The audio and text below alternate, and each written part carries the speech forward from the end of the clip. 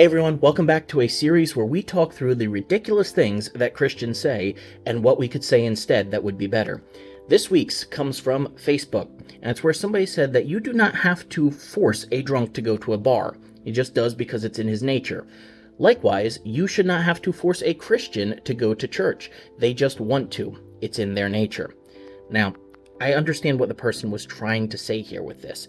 Church is a very important institution for a lot of Christians, and I have no problem with that. I don't want to take that away from anyone.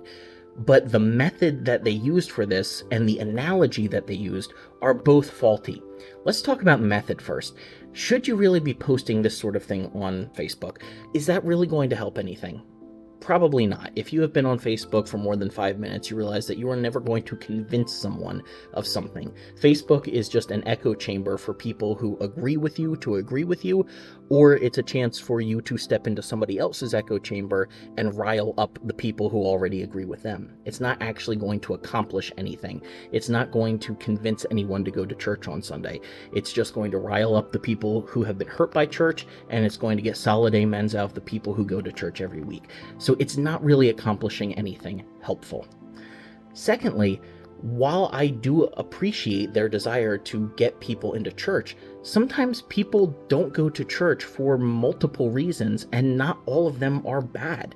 Especially in a post-COVID world, some people just will not come back into in-person services, and it might not even be for reasons that you think.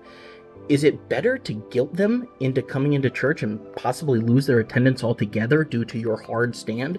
Or would it be better to realize that even if they're not physically in the pew, if they're still connected to your church, maybe through watching online or social media or going to events, isn't that better than nothing? You're taking a hard stand here could potentially be driving them away when they were actually still somewhat connected. So it might have the opposite effect of what you were trying to say. And I know some people would probably hop in and say, well, people stay away from church just because they don't like the conviction. They don't like hearing that preaching. You know, conviction is uncomfortable. I acknowledge that. But I think most people are actually okay with a little bit of prodding if they're also receiving encouragement. See, if you read the Bible or you go to church and you never walk away feeling uncomfortable, you're not doing it right. But by the same token, if you read the Bible or go to church and you always walk away feeling discouraged more often than encouraged, you're also not doing it right. There's a reason we call the gospel good news. So yes, the Bible can and should challenge you, but encouragement should also closely follow that. And a lot of churches are just platforms for the preacher to spout off against whatever his hobby horse for the week is without actually trying to encourage his people. Now let's talk about the analogy that's used here of a drunk going to a bar because it's in his nature. Drunks don't go to bars because it's in their nature. They go to the bar because the bar is consistently offering them something that numbs the pain and makes them feel good. If a drunk went to a bar and they just constantly served him Natty Light or Maker's Mark, he'd find a new bar really fast. He doesn't go to the bar because he has to. He goes because it offers him something that quote-unquote helps. Church in America is often less helpful to the average person than a bar is to a drunk. At least the bar gives the drunk something to make him feel better for a couple hours. So what could we do better with this? Well, first, I would not be posting this on Facebook. It's totally okay if you want to go to church and you want to encourage other people to go to church. Facebook probably is not the forum for that sort of thing. If you want to use it to post an invite for an upcoming event, totally fine.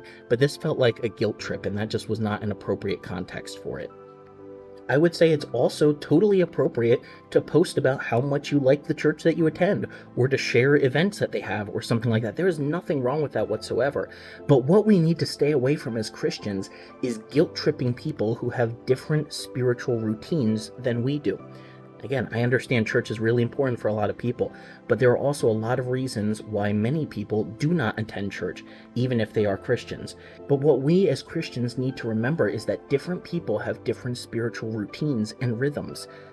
And just because someone does not go to church every time the doors are open, does not mean that they are a horrible person or a backsliding Christian. There are many reasons why a person may or may not go to church.